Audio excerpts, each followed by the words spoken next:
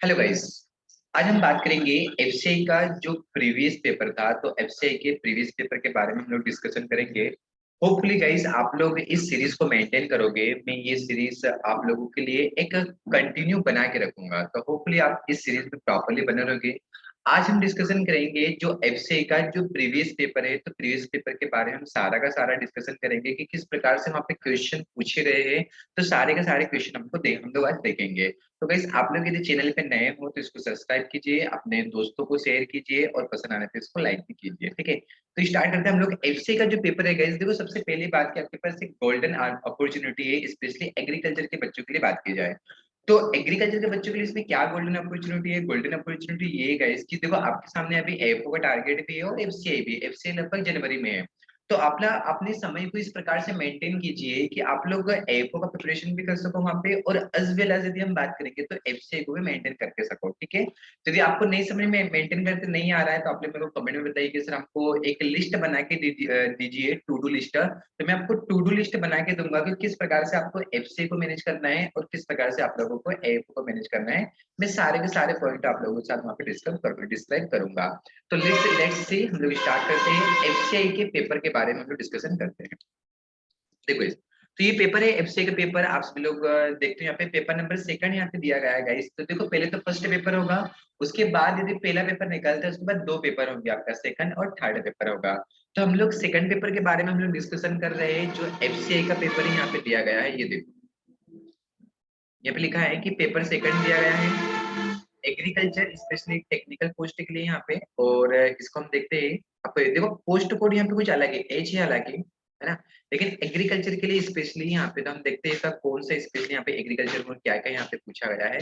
तो सारी चीजों को हम लोग लेके देखेंगे। तो देखो एजी थर्ड में टेक्निकल पोस्ट के लिए यहाँ पे हम लोग देखते हैं कि जो पेपर है टेक्निकल पोस्ट का यहाँ पे, ठीक है, स्पेशली एग्रीकल्चर वालों के लिए। तो देखो, सबसे पहले हम देखेंगे यहाँ पे गाइस कि क्या क्या क्वेश्चन यहाँ पे बने हैं। तो देखो, सबसे पहली बात कि भाई दो पेपर होंगे इसमें, पहला फर्स्ट पेपर हो जाएगा और सेकंड पेपर होगा। तो यहाँ पे जो आपका पहला जो पेपर होगा उसमें क्या होगा, आपका ओनली सी सेट वगैरह आएगा। और दूसरा जो पेपर होगा उसमें क्या आएगा, टेक्निकल पूछा जाएगा। तो इसमें एग्रीकल्चर भी शामिल है। और एज वेल एज यदि हम बात करेंगे तो आपका क्या रहता है, जो बायोलॉजी वगैरह रहेगा तो बायोलॉजी भी इसमें शामिल है और जूलॉजी वगैरह वो भी इसमें शामिल होगा। ठीक है गाइस, तो देखते हैं हम लोग। देखो फर्स्ट नंबर पे क्वेश्चन, सबसे पहली बात आपको पता है गाइस कि मैं एग्रीकल्चर फील्ड से बिलोंग करता हूँ। तो एग्रीकल्चर फील्ड के सारे क्वेश्चन मैं बताऊंगा, लेकिन इसमें कुछ बायोलॉजिकल क्वेश्चन भी आए जो काफी डीपली है। तो मैं उन क्वेश्चनों को डायरेक्टली सिर्फ आंसर बता दूंगा आप लोगों को। इसका आंसर ये रहेगा, वैसे एक्चुअल जो आंसर रहेंगे, आंसर में एक्चुअल आप लोगों के सामने स्क्रीन पे शो हो रहे हैं। तो कोई दिक्कत भी नहीं है यहाँ पे। चलिए स्टार्ट करते हैं हम लोग। बिगर देरी किए गए सेशन की हम लोग शुरुआत करते हैं। सबसे पहले फर्स्ट क्वेश्चन यहाँ पे दिया है कि one of this is different from other, मतलब इसमें से क्या ऐसा है जो डिफरेंट है। तो देखो, यहाँ पे डिफरेंट की हम बात करेंगे तो इसमें डिफरेंट क्या दे रहा है यहाँ पे, तो ऑप्शन जो बी नंबर का है, तो बी नंबर क्या होगा इसका, यहाँ पे राइट आंसर होगा जिसका नाम क्या होता है, आर्कियोप्टेरिक्स। तो आर्कियोप्टेरिक्स होगा इसमें, यहाँ पे डिफरेंट है। बाकी सिमिलर आप लोग इसको देखिएगा थोड़ा काउंट करके यहाँ पे, जिससे आपका पेरिपेटस हो जाता है, प्रोटोपेरस हो जाता है ना, और नियोफ्लाइन हो जाता है। तो सभी एक दूसरे ये सिमिलर रहेंगे, बाकी डिफरेंटिकल क्या होता है, आर्कियोप्टेरिक्स होता है। 122 नंबर क्वेश्चन की तरफ हम चलते हैं कि करेक्टली मैच्ड सेट इज, आपको बताना है कि इसमें से कौन सा करेक्टली है। जैसे यहाँ पे यदि हम बात करेंगे कि जो पेनुलेटा है ना, पेनिनटुला जो होता है, सॉरी पेनिनटुला जो होता है, तो ये क्या होता है, एक सी पेन होता है, मतलब एक समुद्री कलम होता है। यहाँ पे देखो, यहाँ पे दिया भी गया है समुद्री कलम यहाँ पे। ठीक है, तो ये इसको राइट मैच कर रहा है, बाकी यहाँ पे कोई भी इसको ये मैच यहाँ पे नहीं कर रहा है। तो एक बार इसको देख लीजिएगा आप लोग। ठीक है, बाकी आप लोग पेपर को देखिए, अपने अप्रोच को जनरेट कीजिए कि किस प्रकार से वहां पे टेक्निकल पेपर आता है। ठीक है, थर्ड क्वेश्चन की हम बात करेंगे कि coelom is a derived from blastocoel is known as, ठीक है, तो इसको हम क्या बोलते हैं, स्यूडोसिलियर हम बोलेंगे। ठीक है, 124 नंबर क्वेश्चन की हम बात करेंगे, female of which worm are viviparous. ठीक है, तो क्या होगा, विविपेरी मतलब क्या होगा इस, विविपेरी मतलब डायरेक्ट जो क्या करते हैं, एकदम चाइल्ड को बर्थ करते हैं, यंग चाइल्ड को, उसको हम क्या बोलते हैं, विविपेरी बोलेंगे वहां पे। तो इसमें से कौन सा वो जो डायरेक्ट विविपेरी होगा, तो यहाँ पे ध्यान रखना कि फाइलेरियल वर्म, जो फाइलेरियल जो वर्म होता है कैसा होता है, एक विविपेरी होगा। चलिए आगे हम बात करेंगे। देखो 125 नंबर का क्वेश्चन मैंने आपको बताया था कि जब सॉइल जब एग्रीकल्चर का क्वेश्चन आएगा, तो एग्रीकल्चर का कोई भी क्वेश्चन होगा गाइस, मैं आपको वहां से जाने नहीं दूंगा वहां पे, मतलब उतना उसमें इतना डीपली बताऊंगा ताकि वहां से क्वेश्चन जब उठेंगे ना तो आप लोग आसानी से उसको कर पाओगे। देखो यहाँ पे दिया गया है कि विच soil structure is suitable for crop growth, मतलब ऐसा कौन सी स्ट्रक्चर होगा कि जो सॉइल ग्रोथ के लिए सबसे अच्छा माना जाएगा। क्या लेमिनार होता है, क्या कोलुमिनार होगा, प्लेटी होगा या ग्रेनुलर होगा। गाइस ध्यान रखना सबसे पहले कि सॉइल के 4 स्ट्रक्चर होते हैं, प्लेटी होता है, प्रिज्मेटिक होगा, और क्या हो जाएगा, क्या होता है आपका कोल्यूमिनार वगैरह होता है, और सबसे लास्ट में आता है ग्रेनुलर होगा, एक बल्कि भी होता है वहां पे, सॉरी बल्कि नहीं, जो हम ब्लॉकी बोलेंगे, क्या बोलेंगे, ब्लॉकी बोलेंगे। तो ध्यान रखना गाइस कि ये जो ग्रेनुलर स्ट्रक्चर होना है प्लांट के लिए सबसे बेस्ट माना जाता है। कभी कभार तो ऐसा भी दे दिया जाता है कि जो ग्रेनुलर होता है इसमें क्या पाया जाता है, क्रम भी पाया जाएगा। तो ग्रेनुलर यदि नहीं दिया और आपको क्रम भी दिया, तो ध्यान रखना आप लोग वहां पे क्या लगाना है, क्रम्बी स्ट्रक्चर लगाना है। क्रम्बी स्ट्रक्चर एक्चुअल में होता है क्या गाइस, कि जैसे मान लो कि सपोज करो ये सॉइल बनाया मैंने, इस सॉइल के फाइबर में बहुत सारे छोटे छोटे क्या रहेंगे, यहाँ पे पोर स्पेस रहेंगे। अब छोटे छोटे जो पोर स्पेस यहाँ पे रहते हैं गाइस, तो इनमें जो गेपिंग आपको दिख रहा है, जो खालिस्तान दिख रहा है, वो क्या कहलाता है, क्रम्बी स्ट्रक्चर कहलाता है। मतलब क्रम्बी में क्या होता है, यहाँ पे मोर पोरस होता है। क्रम्बी की यदि हम बात करेंगे, तो क्रम्बी में क्या होगा आपका, मोर पोरस होगा। तो ध्यान रखना कि जो मोर पोरस यदि पूछेगा कि बताओ मोर पोरस कौन सा होता है, तो मोर पोरस कौन सा होता है आपका, क्रम्बी स्ट्रक्चर होता है। जो प्लेटी स्ट्रक्चर होगा गाइस, जो प्लेटी, ध्यान रखना कि प्लेटी जो स्ट्रक्चर एक प्लेट के समान बनता है। इस प्रकार से क्या रहती है, उसमें छोटी छोटी जो प्लेट वगैरह रहती है, जो प्लेट रहती है बहुत ही थिन प्लेट होती है, वो जो थिन प्लेट कहलाती है वो क्या कहलाता है आपका, लेमिनार कहलाता है। ये प्लेटी के अंतर्गत ही आता है लेमिनार, जो थिन प्लेट होती है, थिन प्लेट को हम क्या बोलते हैं, लेमिनार बोलेंगे। और कोल्यूमिनार किसको बोलते हैं हम लोग, प्रिज्मेटिक में बोलते हैं। जो कैसे रहता है, प्रिज्म के समान बना रहता है, इस प्रकार से यहाँ पे बना रहता है, या तो इस प्रकार से बना रहता है। ठीक है, तो ये जो स्ट्रक्चर कहलाता है ये कौन सा होता है आपका, एक प्रिज्मेटिक स्ट्रक्चर होता है। तो गाइस ध्यान रखना है कि प्रिज्मेटिक में जो टॉप वाला जो पोर्शन होता है वो कैसा है, कभी वर्टिकल फॉर्म में गोलाकार शेप होता है, जिसको हम क्या बोलते हैं यहाँ पे, कोल्यूमिनार बोलेंगे। तो कोल्यूमिनार जो होता है किसके अंतर्गत आएगा आपका, प्रिज्मेटिक के अंतर्गत आएगा, इसको ध्यान रखना,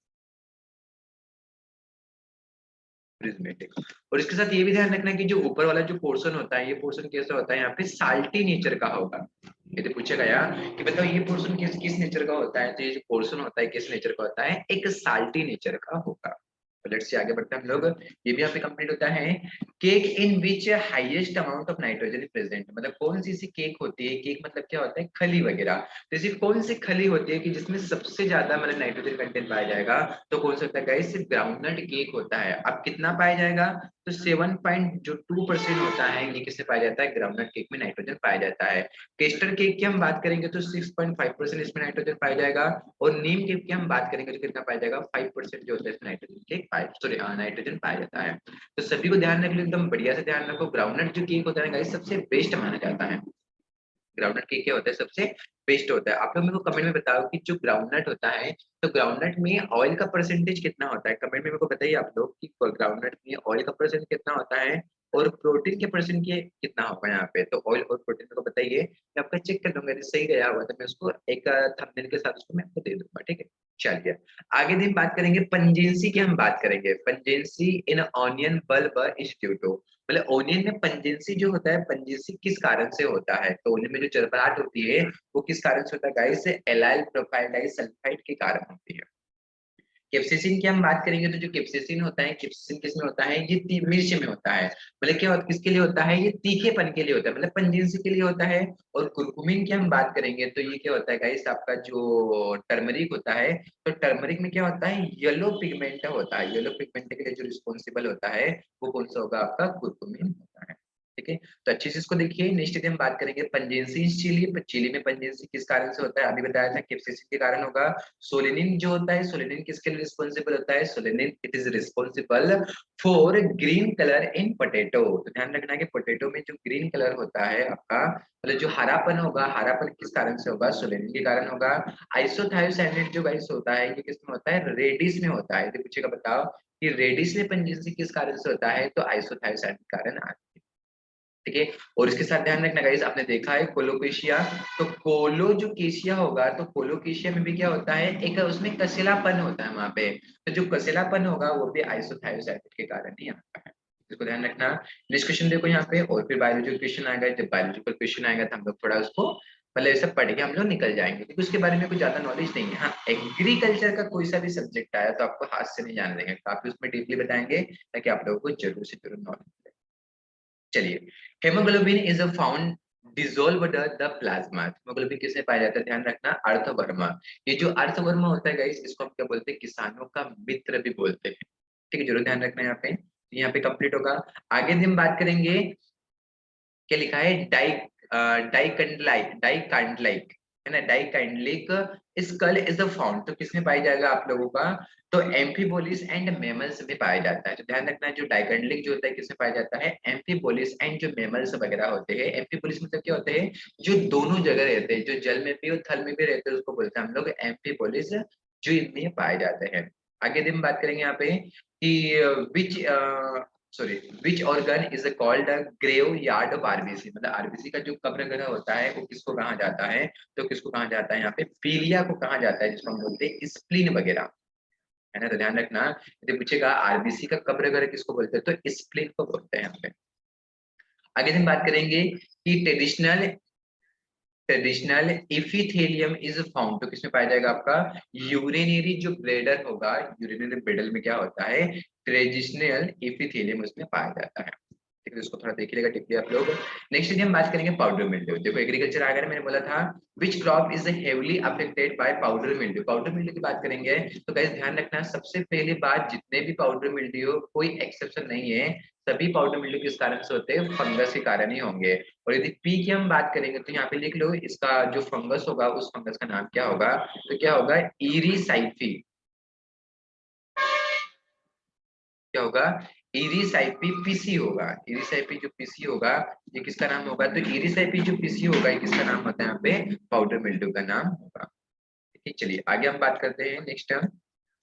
तो which vegetable is grow transplanting seedling, मतलब ट्रांसप्लांटिंग के माध्यम से हम उसको सीडलिंग करेंगे वहां पे। तो मस्कमेलन में सीड लगाते हैं, कैरेट में भी सीड लगाएंगे, रेडिस में भी सीड लगाते हैं, लेकिन हम ट्रांसप्लांटिंग ओनली वन जो करते हैं, किसका करते हैं गाइस, यहाँ पे केबेज का करेंगे। तो ऑप्शन नंबर क्या होगा, जो सेकंड ऑप्शन क्या होगा यहाँ पे, राइट आंसर होगा। ठीक है, यदि हम बात करेंगे विच इन कुकुरबिट, इसमें से कौन सी कुकुरबिट है, देखो पी की हम बात करेंगे तो पी किस में आता है आपका, लेग्यूमिनेसी के अंतर्गत आ जाता है, लेग्यूम क्रॉप के अंतर्गत आता है, जिसको लेग्यूमिनेसी बोल देंगे। ओकरा जो होता है किसके अंतर्गत आएगा आपका, मालवेसी के अंतर्गत आ जाता है, ठीक है, सभी को पता है। और केरोड जो होता है किसके अंतर्गत आता है आपका, अम्बेली फेरी के अंतर्गत आता है। तो ध्यान रखना, अम्बेली फेरी में क्या आएगा, केरट आएगा, और बोटल गार्ड जो होता है इसे किसमें आता है आपका, कुकुरबिट के अंतर्गत आता है। और ध्यान रखना कि कुकुरबिट में ये जो पाए जाएंगे, ये कौन सी फ्रूट ऑफ मार्कोलॉजी के अंतर्गत पाए जाते हैं, तो किसके अंतर्गत पाए जाते हैं, पेपो के अंतर्गत पाए जाते हैं। जैसे पूछा बता, बोटल गार्ड, रिच गार्ड है ना, पीटर गार्ड, एस गार्ड, ये किसके अंतर्गत आएंगे, तो किसके अंतर्गत आते हैं, पेपो के अंतर्गत ही आते हैं। नेक्स्ट चलते हैं हम लोग आगे बढ़ते हैं। देखो which one is cole crop, इसमें से कौन सी कोल क्रॉप है। कोल क्रॉप मतलब क्या होता है गाइस, जो गोभी वर्गीय सब्जी वगैरह होती है। तो देखो मस्कमेलन तो नहीं है, स्वीट पोटैटो भी नहीं है, रेडिश भी नहीं है, तो आपका क्या जाएगा, जो नोलखोल होता है। अब ध्यान रखना गाइस, यदि पूछेगा कि जो नोलखोल होता है इसका एडेबल पार्ट क्या होता है, तो इसका जो एडेबल पार्ट होता है वो क्या होता है, नोब होगा। जैसे आपको पूछा कि बताओ जो काउलीफ्लावर होगा, तो काउलीफ्लावर का एडेबल पार्ट क्या होगा, तो काउली जो फ्लावर होता है उसका जो एडेबल पार्ट होता है क्या होता है, अरे क्या होता है, कर्ड होगा। बहुत ही बढ़िया। केबेज की यदि हम बात करेंगे तो बताओ, जो केबेज होगा, केबेज कब क्या खाते हो, तो केबेज कब क्या खाते हो, वहां पे स्टेम खाते हो। यदि पूछेगा बताओ, जो ब्रोकली वगैरह होती है तो ब्रोकली कब क्या खाओगे, तो ब्रोकली का जो खाया जाता है वो क्या खाया जाता है, फ्लावर बड खाया जाता है। ठीक है, खाया जाता है फ्लावर बड जो होता है, फ्लावर बड क्या किया जाता है, उसका फीड किया जाता है। ठीक है, तो यहाँ पे ध्यान रखना, कोल क्रॉप, इतनी सारी चीजें लिख लो आप लोग, वीडियो को पोस्ट कीजिएगा। यदि वीडियो आप लोग देख रहे हो ना तो पोस्ट करके उसको नोट करिए, ताकि आप लोगों की एग्जाम में बूस्टअप होगा। अदरवाइज आप वीडियो देख भी रहे हो और नोट नहीं कर रहे हो तो ये आपके लिए बहुत ही हार्मफुल होगा, है ना। मतलब टाइम टाइम पास न कीजिए, आप लोग अच्छे से पढ़िए, मेहनत कीजिए, अपने आप का भरोसा रखिए कि नहीं, I can do it definitely, what do want to become in life, है ना। चलिए आगे हम बात करेंगे कि टेक्टोरोलियल जो मेम्ब्रेन होगा किसमें पाया जाएगा। देखो और बायोलॉजी क्वेश्चन आ गया, तो यहाँ पे आपको बायोगाइस और अच्छे से डीपली पढ़ना है। यहाँ पे तो किसमें पाया जाता है आपका, कोकुलिया ऑफ मेमल्स जो रहता है इसमें टेक्टोरियल मेम्ब्रेन पाई जाती है। बस को देख लेना आप लोग। आगे भी हम बात करेंगे पैनक्रिएटिक एंजाइम किसमें नहीं पाया जाता है, which one of the following is not a pancreatic enzyme. ध्यान रखना पैनक्रिएटिक जो एंजाइम होगा इसमें कौन सा नहीं होगा यहाँ पे, तो ट्रिप्सिन भी होता है, एमाइलेज भी होगा और क्राइमोट्रिप्सिन भी होता है, और ध्यान रखना आइसोमाल्टेज इसमें नहीं होता है। ठीक है, बाइल साल्ट कंट्रीब्यूट टू, तो यहाँ पे क्या आएगा आपका, emulsion of fat, digestion of fat, absorption of fat, all of this, मतलब यहाँ पे क्या आएंगे, सभी के सभी आंसर यहाँ पे आएंगे। 140 नंबर की हम बात करेंगे कि urea is produced in animal by breakdown, तो वहां पे क्या आएगा, प्रोटीन के माध्यम से क्या होता है यहाँ पे ब्रेकडाउन। ठीक है, आगे देखो, आगे आगे नेक्स्ट क्वेश्चन बहुत है, देखो आज का इस बहुत अच्छा क्वेश्चन है, मतलब फैमिली पूछा है, तो फैमिली से काफी क्वेश्चन यहाँ पे करीबन दूसरा तीसरा क्वेश्चन आप लोग देखने को मिलेंगे। तो देखो family of sweet potato family क्या होती है, तो क्या होता है, तो क्या होता है, कॉन्वोल्वुलेसी होता है। स्वीट पोटैटो पूछे पेपर मतलब पूछेगा तो फैमिली क्या होता है, तो कॉन्वोल्वुलेसी आप लोग ध्यान रखना। ठीक है, इसका नाम क्या होता है, बोटनिकल नेम आइपोमिया बटाटा होगा। बोटनिकली फ्रूट पूछेगा, बनाना किस में आता है, नट में आएगा, पोम में आता है, ड्रूप में आता है, बेरी में आएगा। तो guys ध्यान रखना कि आपका जैसे बनाना जिसके छिलके क्या होते हैं, पतले होते हैं, वो बेरी में ही आते हैं। यानी वैसे तो इसको ओवरी के आधार पे रिप्रेजेंट किया जाता है कि भाई सिंगल जो फ्लावर होता है उसमें एक ही ओवरी प्रेजेंट होता है, तो किसमें आएंगे, आपके बेरी के अंतर्गत आएगा। तो बनाना भी इसी में आता है, बेरी में आता है। नेक्स्ट देख लो आप लोग, सपोटा, सपोटा भी किसमें आता है, बेरी में ही आता है ना। उसके बाद यदि हम बात करेंगे, पपाया को भी लिख लो, पपाया भी इसी में आता है यहाँ पे, है ना। पपाया भी जो होगा, पपाया भी किसमें आता है, इसी में आता है। लिख लिया, लिख लो इसको अच्छे से। कीवी फ्रूट भी लिख लो, कीवी फ्रूट भी इसी में आता है। ठीक है, गवावा को भी लिख लो, गवावा भी इसी में आता है। ठीक है, तो ये सभी किसमें आएंगे, बेरी में आते हैं। ठीक है, आप लोग मेरे को ऑप्शन में कमेंट बताइए कि जो अलमंड होता है, अलमंड कौन सी फ्रूट ऑफ मॉर्फोलॉजी में आता है, जल्दी से बताइए कमेंट में। आई नो कि आप लोगों ने अलमंड नहीं पढ़ा है, जो अपने को रिटर्न कर रहे हैं उसमें जो आप कमेंट में बता रहे हैं उसमें आपको आंसर दूंगा। जल्दी से बताइए कि अलमंड जो होता है कौन सी फ्रूट ऑफ मॉर्फोलॉजी में आएगा, नट में आएगा, पोम में आता है, ड्रूप में आएगा, या बेरी में आता है। एक और गाइस यहाँ पे लिखना, यदि पूछेगा बताओ सोरोसिस किस में आता है, सोरोसिस में क्या क्या फ्रूट आते हैं, तो जैसे मैंने बोला सोरोसिस, तो सोरोसिस में क्या बोलोगे, जेपीएम सोरोसिस। अरे क्या बोलोगे, जेपीएम सोरोसिस। जे की यदि हम बात करेंगे तो जे डेट मीन्स क्या होगा, जे फ्रूट हो जाएगा यहाँ पे, मतलब कटहल। पी की यदि हम बात करेंगे तो पी क्या हो जाता है, पाइनएप्पल हो जाएगा यहाँ पे। ठीक है, और एम की हम बात करेंगे तो एम क्या हो जाता है आपका, मलबेरी वगैरह हो जाता है। तो मलबेरी को भी ध्यान रखना है कि जेक फ्रूट, पाइनएप्पल और जो मलबेरी वगैरह होगा, ये किस में आते हैं, आपके सोरोसिस के अंतर्गत आते हैं। ठीक है, रेफिनस सटाइवम जो होता है किसका बॉटनिकल नेम होता है, रेडिस का होगा। ठीक है, टर्नी का नाम क्या होता है, ब्रेसिका इसका रापा होगा। कैरोट का नाम क्या होता है, डेकस कैरोटा होगा। तो जरूर इसमें यहाँ पे ध्यान रखना है जो मैंने बताया है। आगे चलते हैं हम लोग, देखो और यहाँ पे किसके क्वेश्चन आ गए आपके, बायो का क्वेश्चन आ गया। तो बायो अच्छे से पढ़ना है आप लोगों को। क्या बोल रहा है कि autonomic nervous system is kind of, तो यहाँ पे ऑप्शन जो होगा क्या राइट आंसर होगा, मोटर नर्वस सिस्टम होगा। Post ganglionic parasympathetic nervous, ये किसमें पाया जाता है गाइस, तो इसको ध्यान रखना है कि किसका पार्ट होगा, एक एसिटोक्लोराइन का क्या होता है, एक पार्ट होगा। ठीक है, यदि हम बात करेंगे जेम्यूल जो होते हैं, जेम्यूल से किसमें होते हैं, तो जेम्यूल से जो होता है एक असेक्सुअल रिप्रोडक्शन होगा। ध्यान रखना कि असेक्सुअल रिप्रोडक्शन क्या बनते हैं, आपके जेम्यूल से बनते हैं। यदि पूछेगा जेम्यूल से बनते हैं तो असेक्सुअल में यहाँ पे बनते हैं। ठीक है, one of the distinguished feature of mammal, मतलब मेमल का जो फीचर होगा इसमें से क्या है जो एक प्रकार से यहाँ पे अलग कर रहा है, मतलब बताना आप लोगों को मेमल का कौन सा फीचर है, तो कौन सा यहाँ पे जो डायफ्रेगम होगा एक इसका फीचर है, एक मेमल से कहा है। ठीक है, ध्यान रखना। प्लाज्मा मेम्ब्रेन की हम बात करेंगे तो जो प्लाज्मा मेम्ब्रेन यहाँ पे provide the mechanical support of protoplasm. तो देखो ये क्या होता है, आपका प्लाज्मा मेम्ब्रेन है, ये प्लाज्मा मेम्ब्रेन है, इसके अंदर क्या रहता है भाई, ये न्यूक्लियस रहता है, इसमें जो लिक्विड भरा रहता है क्या कहलाता है, प्रोटो लिक्विड जो भरा रहता है क्या कहलाता है, साइटोप्लाज्म कहलाता है। तो ये प्लाज्मा जो मेम्ब्रेन होगा ये क्या है, आपका जो प्रोटोप्लास्ट होता है, सॉरी हाँ जो प्रोटोप्लास्ट ही होगा, तो प्रोटोप्लाज्म में से क्या होता है पर्टिकुलर, वो इंक्लोज्ड होता है। सॉरी प्रोटोप्लाज्म जो होगा इस यहाँ पे पाया जाएगा आपका कि हाँ जो साइटोप्लाज्म से इंक्लोज्ड होगा, सॉरी देखो ये क्या होगा आपका, साइटोप्लाज्म। मैंने क्या बताया, जो लिक्विड होता है वो लिक्विड क्या कहलाता है, साइटोप्लाज्म। और साइटोप्लाज्म के चारों तरफ जो पाई जाती है उसको क्या बोलते हैं, प्लाज्मा मेम्ब्रेन। तो ये प्रोटोप्लाज्म को प्रोटेक्ट करने का काम करेगा, सपोर्ट करेगा, बिल्कुल सही बात है यहाँ पे। Check the entry of exist है या अनडिजायरेबल सब्सटेंस, बिल्कुल सही बात है। यदि हम बात करेंगे डी सॉरी टेलमिट्स प्रोटोप्लाज्मा, ये भी सही बात है, मतलब ऑल ऑफ दिस यहाँ पे राइट आंसर होगा। थोड़ा जेनेटिक जो जेनेटिक्स है उसको तो आप लोग अच्छे से पढ़िए गाइस, है ना। जैसे मेंडल लॉ क्या होते हैं वहाँ पे, मेंडल लॉ के साथ यदि हम बात की जाए तो जितने भी सेल ऑर्गेनल होंगे उन सेल ऑर्गेनल के बारे में भी आप लोग पढ़िए, और आप लोग उदास मत रहिए, अच्छे से पढ़िए, डेफिनेटली पढ़िए, काफी इंप्रूवमेंट होगा। न्यूक्लिक एसिड की हम बात करेंगे कि जो न्यूक्लिक एसिड होगा गाइस, यहाँ पे ध्यान रखना मैक्रोमोलिकुलर कंपाउंड होंगे। तो गाइस 121 से हमने स्टार्ट किया था और 150 तक हम लोग आ चुके हैं। तो फिर 121 से स्टार्ट किया था हम लोगों ने, बिल्कुल एकदम 121 से स्टार्ट किया था, 150 पे आए, मतलब हम लोगों ने कितने क्वेश्चन डिस्कशन किए गाइस, 30 क्वेश्चन जो रहते हैं 30 क्वेश्चन हम लोगों ने डिस्कशन किए हैं। बाकी जो क्वेश्चन रहेंगे मैं आप लोगों को नेक्स्ट सेशन में बताऊंगा, तो हम धीरे धीरे करके 30 करके आप लोगों को इजीली तरीके से हो भी जाएगा। तो होपफुली सीरीज को मेंटेन कीजिए। बहुत ही जल्दी से मैं यूट्यूब पे एफसीआई के लिए एक सीरीज लेके आ रहा हूँ, और आईबीपीएस एएफओ का एक कोर्स लेके आ रहा हूँ यूट्यूब पे, और भी फ्री ऑफ कॉस्ट लेके आ रहा हूँ गाइस। तो वीडियो को अच्छे से देखिए प्रॉपर्ली। आईबीपीएस एएफओ को जब देखोगे ना यहाँ पे कि मैं किस प्रकार से आप लोगों को पढ़ा रहा हूँ, तो आप लोग खुद ही समझ जाओगे कि हमको क्या कंटेंट यहाँ से मिल रहा है गाइस। अपने कॉन्सेप्ट को अच्छे से क्लियर करके रखना। मिलता हूँ आप लोगों को नेक्स्ट वीडियो में। Thank you so much guys, तब तक के लिए tata bye bye, thank you so much, see you again. सभी लोगों को शुभ रात्रि, थैंक यू।